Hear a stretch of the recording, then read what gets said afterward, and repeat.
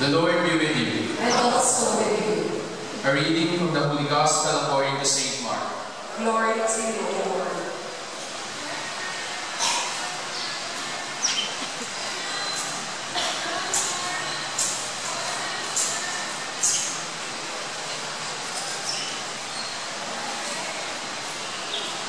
People were bringing little children to Jesus for him to touch them.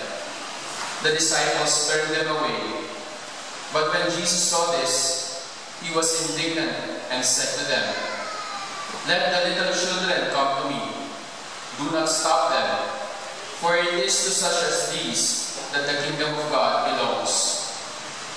I tell you solemnly, anyone who does not welcome the kingdom of God like a little child will never enter it." Then he put his arms around them, laid his hands on them, and gave them his blessing. The good news of our salvation. Praise the Lord.